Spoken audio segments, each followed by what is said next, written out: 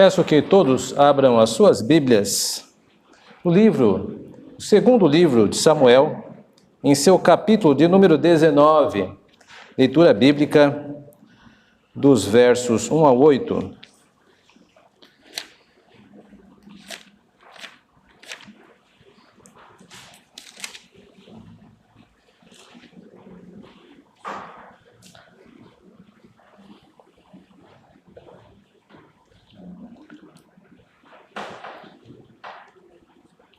Segundo livro de Samuel, em seu capítulo de número 19, verso 1 a 8.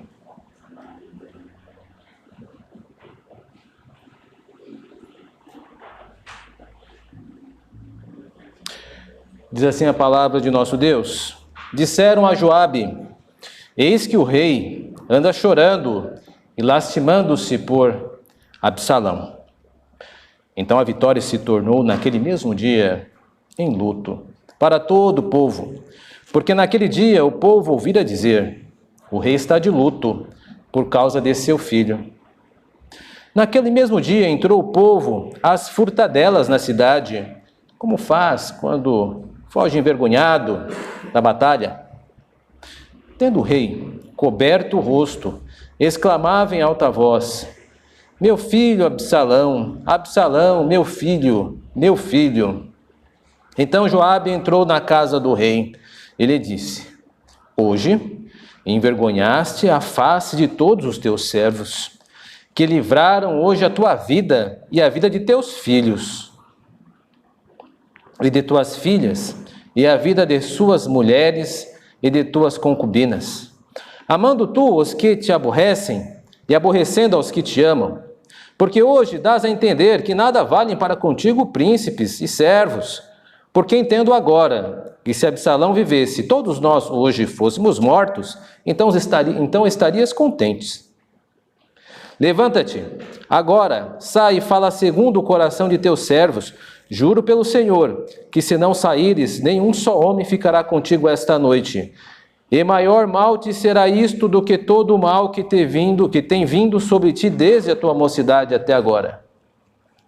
Então o rei se levantou e se assentou à porta, e o fizeram saber a todo o povo, dizendo: eis que o rei está sentado à porta. Veio, pois, todo o povo apresentar-se diante do rei. Ora, Israel havia fugido, cada um para a sua tenda. É muito comum, meus irmãos e irmãs, quando as pessoas sofrem, às vezes terem esse dizer: Deus está me ensinando. Uma das possibilidades da razão desta fala é que em momentos de dor e sofrimento nós queremos dar significado a tudo em nossa volta. E é uma maneira então de controlar as coisas, pensar desta forma. Mas existem vários problemas em simplesmente dizer ou interpretar os sofrimentos da nossa vida como se Deus estivesse nos ensinando algo. Primeiro, porque raramente estamos bem informados do que Deus está fazendo conosco ou com o mundo em nossa volta. Vide, por exemplo, o caso de Jó. Jó, um homem íntegro e reto, sofreu grande sofrimento e morreu sem saber exatamente por que passou por tudo aquilo. Segundo, dá a entender, dizer que estamos sendo ensinados por Deus quando sofremos, dá a entender que Deus possui apenas um figurino, uma forma, uma faceta, um jeito de lidar conosco, que é a ideia de professor-aluno, uma ideia pedagógica. Isso não é verdade. Deus, ele possui várias outras faces. Por isso, quando nós dizemos Deus está querendo me ensinar, nós podemos estar correndo o risco de limitar muito as ações de Deus, reduzindo ele a algo que, na verdade, talvez ele não esteja fazendo. Nós não podemos impingir sobre Deus, impor sobre Deus, uma imagem paralisada, imóvel, estática. O que eu quero dizer? Quero dizer que, simplesmente, quando interpretamos os sofrimentos como aprendizagem, nós estamos impingindo em Deus algo que talvez ele não esteja fazendo. Porque Deus possui muitas outras faces, além da face de professor, além do jeito pedagógico de ser. Por exemplo, Deus, ele se apresenta como rei nas Escrituras Sagradas. Há belíssimos textos que fundamentam isso. Salmo 5:2, por exemplo: escuta, Rei meu e Deus meu, a minha voz quando clamo. Por isso Deus trata a sua criação como rei soberano. Uma outra faceta de Deus, um outro figurino, uma outra maneira de ser, é quando Deus se apresenta como pastor. E também existem outros textos tão lindos quanto o que eu citei, que representam a figura de Deus como pastor. O Senhor é o meu pastor, nada me faltará. Deus se apresenta também com a face de um pastor no Salmo de número 23. E Deus se apresenta também com a figura de redentor. E aí cabe aquelas belíssimas palavras de Jó, quando diz assim: porque eu sei que meu Redentor vive. Para quem não sabe, redentor era um tipo de ofício onde o parente mais próximo resgatava o outro que estava em dificuldade, como por exemplo Boaz fez com Ruth, ou seja, a ideia de resgate. Deus é o meu resgatador. Por isso, meus irmãos e irmãs, Deus é multifacetado, tem várias faces, vários figurinos. Ele pode ser rei, pastor, ele pode ser redentor. Por isso, quando nós impingimos em Deus, impomos a Ele apenas uma forma de tratamento para conosco, nós podemos estar reduzindo a Deus e impondo a Ele algo que Ele não está fazendo. Ninguém tem o direito de colocar Deus em uma garrafa. Deus, ele tem inúmeras formas de agir e é muito difícil interpretar exatamente o que Deus está fazendo. Há, portanto, um tipo de tom de certa arrogância quando nós dizemos que Deus está nos ensinando. Ele pode não estar fazendo isso, ele pode estar fazendo outra coisa. Portanto, hoje, meus irmãos e irmãs, meu objetivo nesse sermão é apresentar uma outra imagem de Deus. Temos a oportunidade nesse texto de ver Deus uma figura maior, em um outro tipo de figura, outro tipo de ação, algo que é essencial ao seu caráter. Deus se apresenta-se nesse texto como juiz. Ele é o grande juiz nesse texto. Hoje nós veremos isso. Primeiro nós veremos como Deus executa o seu juízo. E em segundo nós veremos como devemos reagir diante do juiz e Deus, diante da sua ação como juiz. Primeiramente, meus irmãos, o texto, ele claramente demonstra que Deus é o juiz. Vamos relembrar os eventos que antecederam este texto que nós acabamos de ler. Talvez você não se lembre, mas Davi cometeu um pecado gravíssimo ao tomar como esposa Betseba. E qual foi o pecado de Davi? Além do aparente adultério apenas? Não. Fora isso, e principalmente isso, Deus, ele repreende a Davi porque ele desprezou a palavra dele. O primeiro pecado de Davi foi seu desprezo às Escrituras Sagradas. E aí sim entra o seu pecado.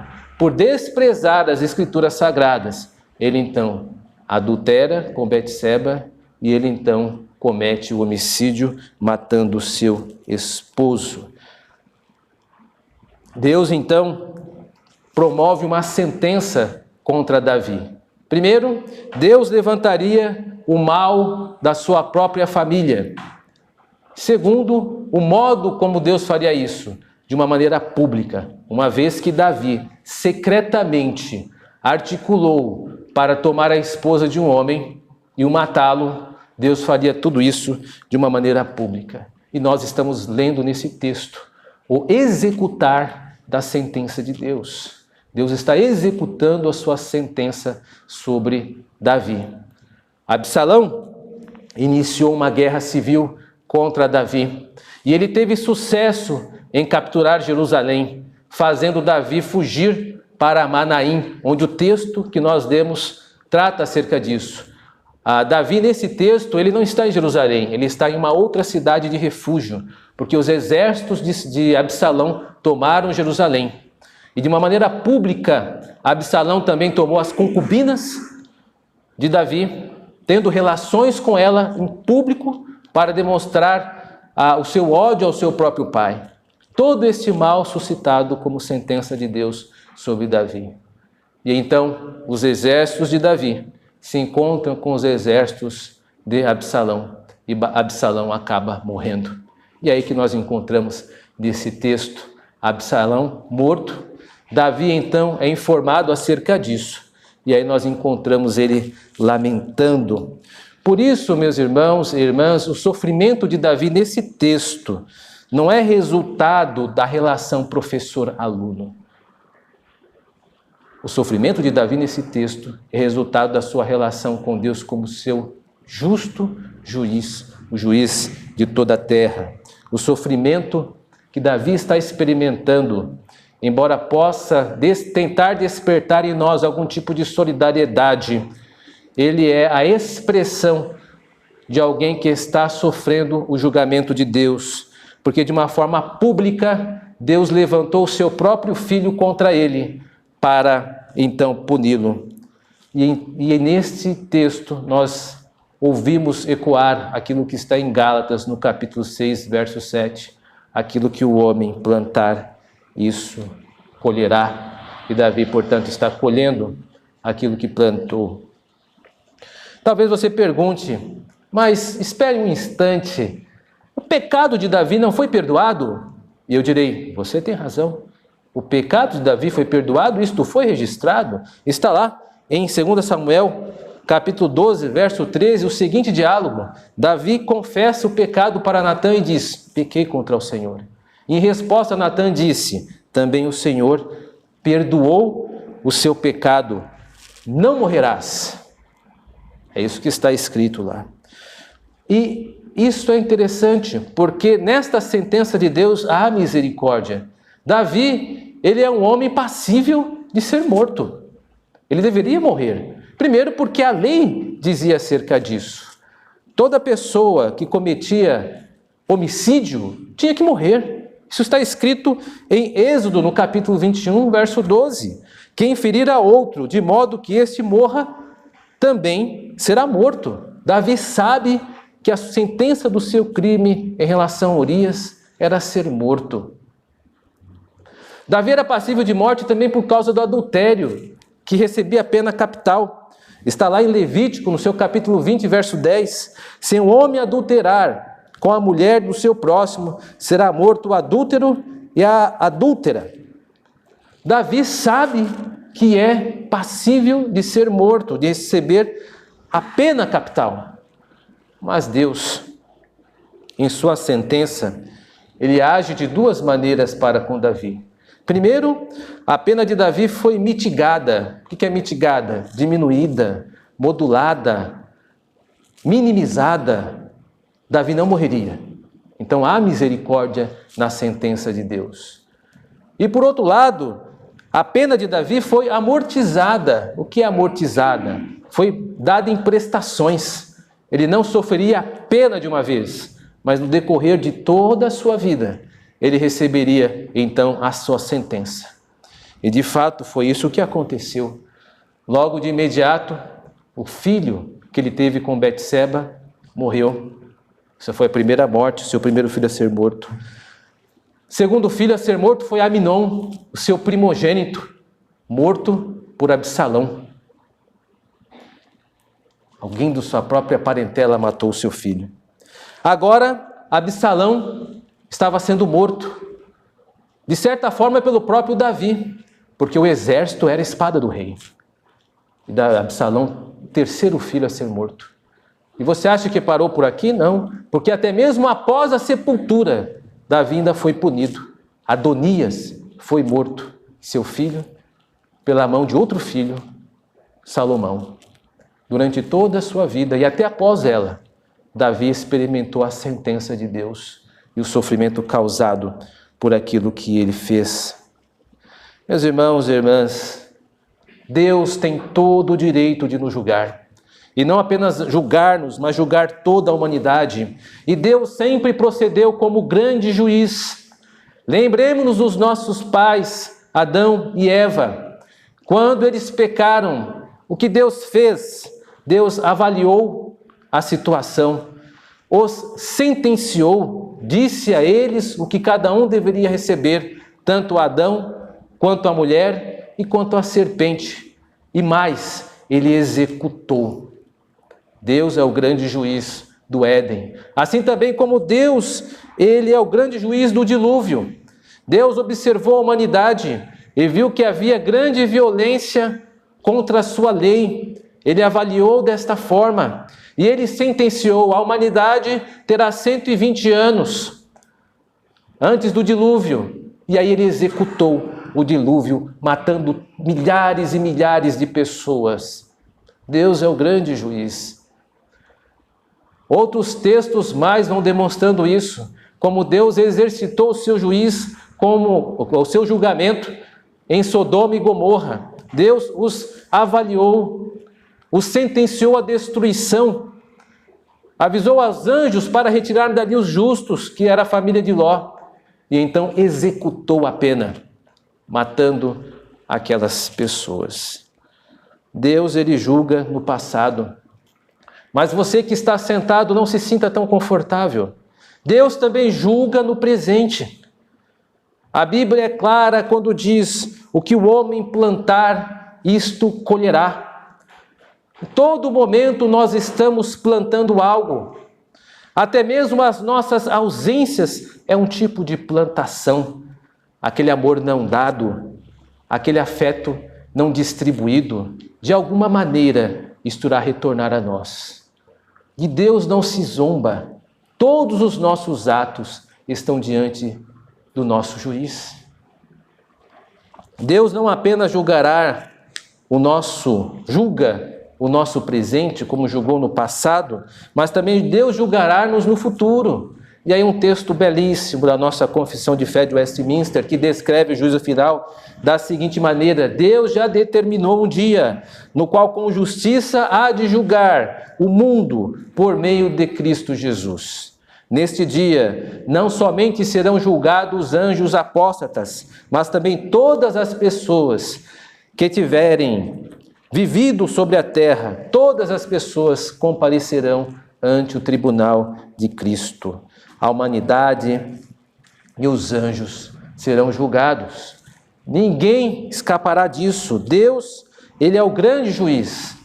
Tanto no Antigo Testamento quanto no Novo Testamento nós vemos Deus julgando, como demonstrei há pouco, e também na vida de personagens de maneira particular. Devemos nos lembrar como a família de Jacó foi julgada por Deus, como Deus retribuiu a Jacó por ele ter enganado o seu irmão. Jacó, todos nós conhecemos a sua história. Ele enganou Esaú para recolher a sua bênção. E qual foi o final da sua vida? Foi enganado por seu sogro, em 14 anos enganado. Ou seja, meus irmãos e irmãs, não nos enganemos. Aquilo que nós plantarmos, isso ceifaremos. Deus é o grande juiz.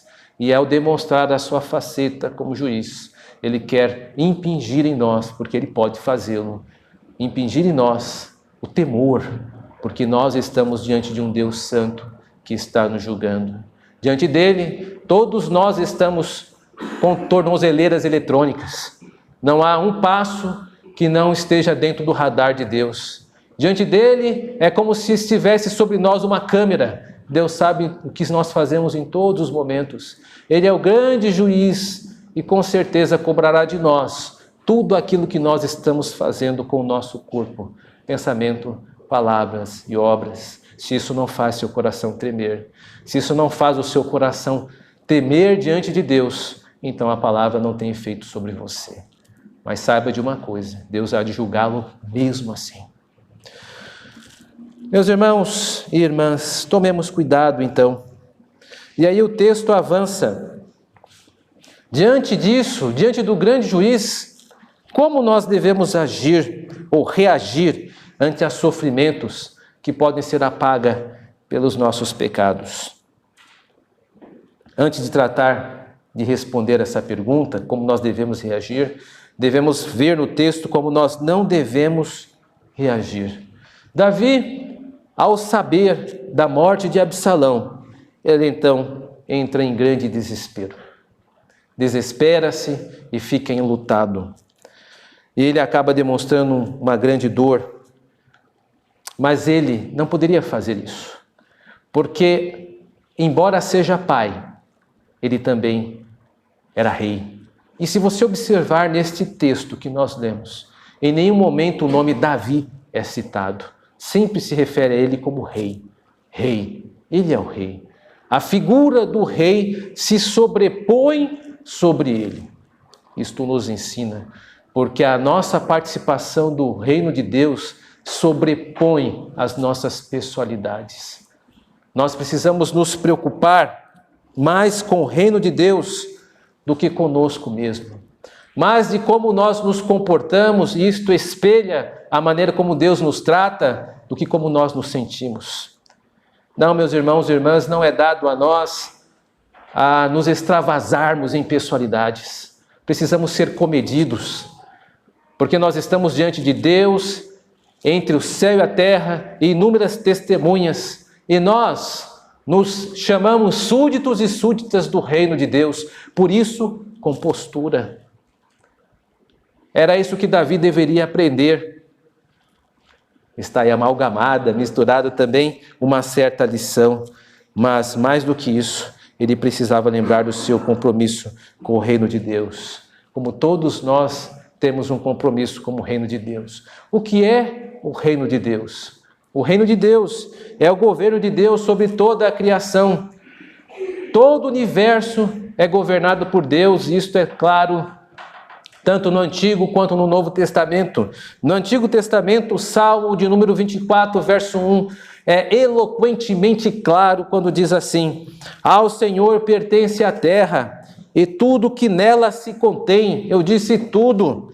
O mundo e os que nele habitam, todas as pessoas desse planeta Terra pertencem ao Senhor. Os insetos, os animais selvagens, as árvores, o ar que respiramos, nada é nosso, tudo pertence ao Senhor. Esta é a ideia de reino de Deus. No Novo Testamento isso também está claro, quando Paulo diz assim acerca do Senhor, sobre Jesus Cristo, quando diz que ele virá ao fim, quando ele entregar o reino de Deus ao seu Pai. Isso em 1 Coríntios capítulo 15. Hoje quem governa o universo é Jesus Cristo. E creio que Abraham Kuyper não podia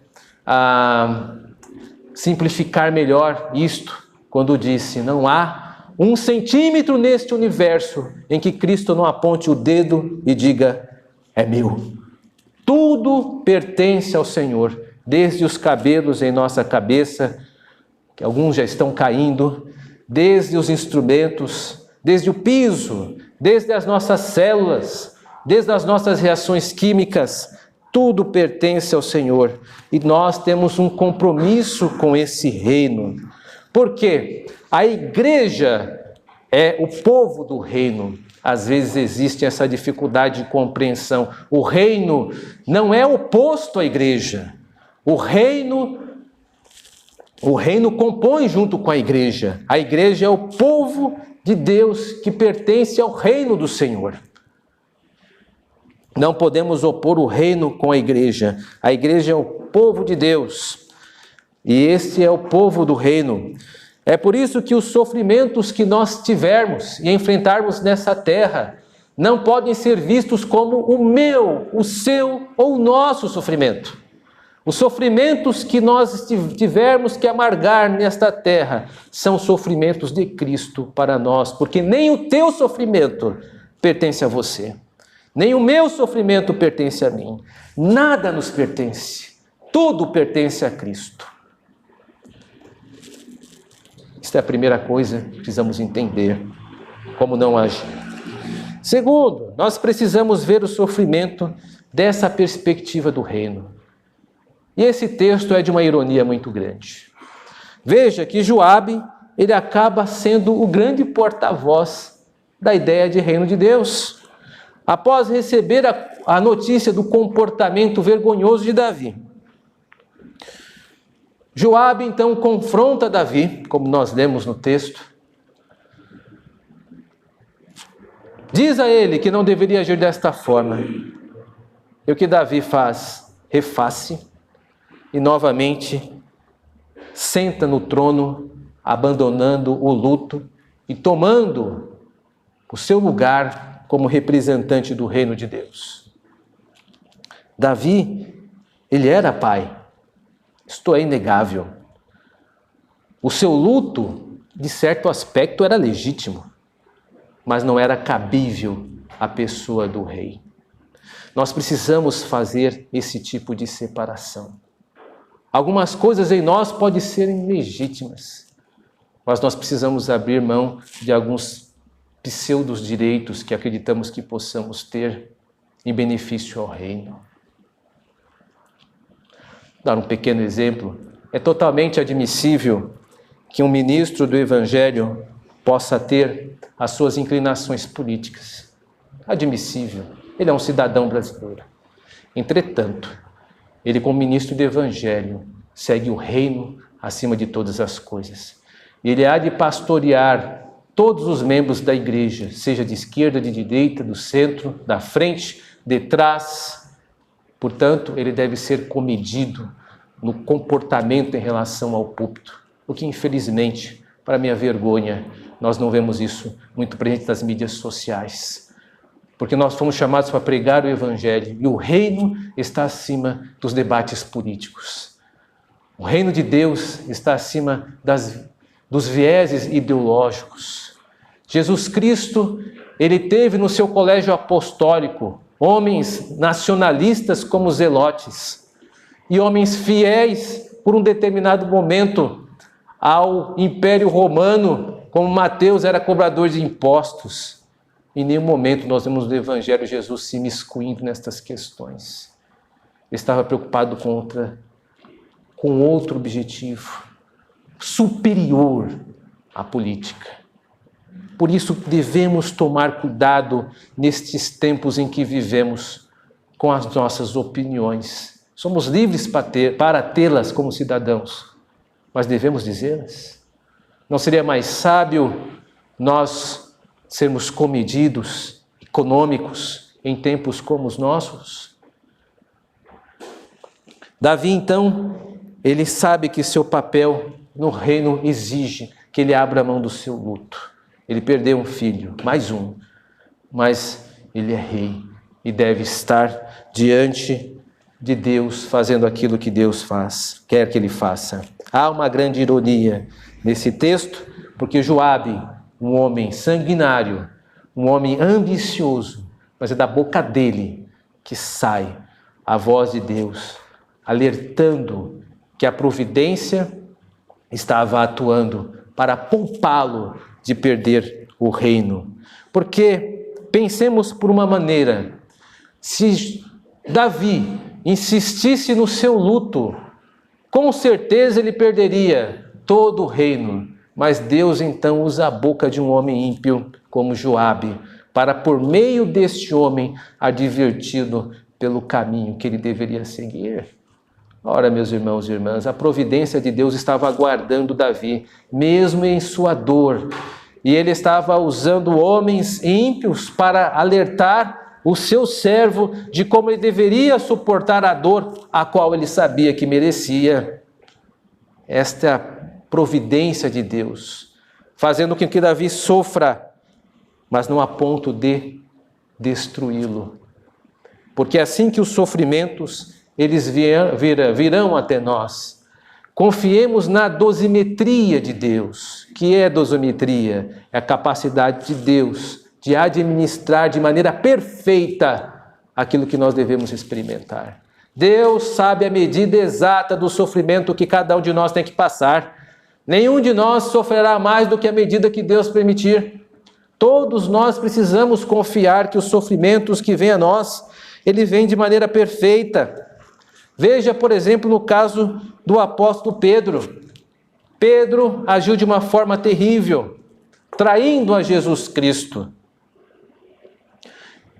Por 3 vezes negou o nome do Senhor. Chorou depois amargamente. Mas quando o Senhor ressurreto vai confrontá-lo, o que Jesus faz? faz com que Pedro confesse por 3 vezes o amor que tem por ele. Jesus Cristo, ele governa a maneira como nós devemos sofrer e nos retratar. É Ele que governa as nossas vidas. E os sofrimentos que vêm a nós, o Senhor pode usar para nos disciplinar, porque nós somos seus discípulos e suas discípulas. Nenhum sofrimento virá a nós de maneira desperdiçada. O Senhor sabe que medida nós devemos sofrer. Por isso, ver o sofrimento da perspectiva do reino significa não permitir que o sofrimento torne-se um falso Deus. O que é isso? Nós não podemos sacralizar a dor, deificar a dor, transformar nosso sofrimento como um mini Deus, onde nós vamos então tributar-lhe louvor e glória, porque vamos orbitar em sua vida, vamos prestar reverência à dor, citando ela em todo momento, vamos nos prostrar diante da dor, reconhecendo que nós nos subjugamos à dor. A dor não é o nosso Deus. Precisamos recusar esse tipo de idolatria à nossa dor. Essa dor não pode nos capturar, não podemos permitir-nos orbitar em volta desta dor como se ela fosse o sol da nossa vida. Nós temos um sol, é Jesus Cristo. E apesar da dor, nós o serviremos da melhor maneira possível. Com ela, daremos ela ao culto, faremos que ela preste adoração ao Senhor. E em dor e sofrimento, entoaremos cântico ao Senhor, porque esta dor pertence ao Senhor. Ele há de tirar no momento dele. E nós, como seus súditos e súditas, nós nos curvamos ante a soberana vontade de Cristo, com a sua administração e economia da dor. E diremos ao Senhor: estamos aqui com os nossos corações abertos, Senhor. Estamos aqui com os nossos peitos escancarados para despejar em Ti a adoração em meio à dor, porque até mesmo a nossa dor há de glorificar o Teu nome. Não permitiremos que nenhuma grama do nosso ser não dobre louvores a Cristo, inclusive a dor que Ele nos concedeu. Não podemos cair nos erros, meus irmãos, de sacralizar o sofrimento. E como nosso Senhor, estará nos nossos lábios a seguinte expressão: não beberei o cálice que o Senhor me deu para beber? Nós beberemos o cálice que o Senhor nos deu para beber. Atravessaremos os Getsêmanes da nossa vida, juntamente com o Senhor. Na escuridão e na sequidão espiritual, nós a enfrentaremos. Deus há de nos dar graça, mas o cálice que você precisa tomar, você tem que tomar. Não podemos cair no erro de Raquel. Raquel divinizou a sua dor e sofrimento. Disse a seu esposo: dá-me filhos, senão morrerei. Raquel estava desesperada para ter filhos. O seu sofrimento era muito grande para ela. Tornou-se o seu próprio Deus. Ironicamente, Deus deu filho a ela, José. E o que ela fez? Queria mais. Porque a idolatria é assim. Ela nunca se satisfaz. Ela sempre desejará mais. Os falsos deuses vão sempre impor sobre nós cargas muito pesadas.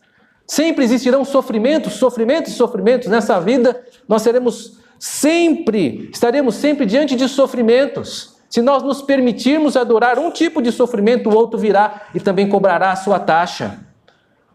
Se nós nos dobrarmos a esse sofrimento, o outro virá e cobrará a sua taxa. E nós passaremos a nossa vida em plena adoração ao panteão de dores que podemos acumular nesta vida. Raquel estava nesse sentido, nesse nível. Deus deu um filho para ela. E ela, em vez de se contentar, disse: eu quero mais. Porque José me dá mais um. Eu quero mais um filho. E Deus deu mais um filho para ela. Benjamim. Ironicamente, esse filho a matou. Ela queria ter tanto um filho que acabou morrendo por recebê-lo. Cuidado, meus irmãos e irmãs. Nós não podemos nos tornar escravos da nossa dor e sofrimento. Ela há de passar. Ela há de ser retirada de nós no tempo de Deus, mas nós não vamos dar a ela nenhum tributo de louvor. Não daremos a ela a atenção que reivindica. Nós recusaremos nos dobrar. Nós enfrentaremos esta vida conforme a graça que Deus tem nos dado, e ela é o suficiente. Com dor ou sem dor, nós iremos à casa do nosso Deus. E ainda que o nosso corpo tenha que ser arrastado, nós os traremos para que possa se dobrar ante os louvores de Deus. E isto será para nós motivo de glorificar o nome do Senhor. Meus irmãos e irmãs, iniciamos o texto com Davi chorando a perda do seu filho. Ele estava sofrendo a justiça de Deus.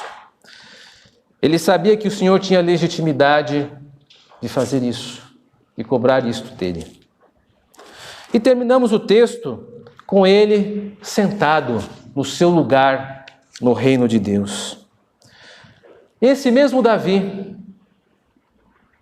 que estava sentado no seu trono, após ser tirado dele o luto, expressou-se da seguinte maneira no Salmo de número 145. Justo é o Senhor em todos os seus caminhos, benigno em todas as suas obras.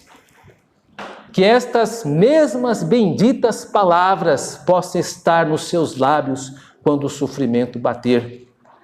E aí você saberá que você está sentado no lugar em que Deus te colocou, no reino dele. Que Deus os abençoe.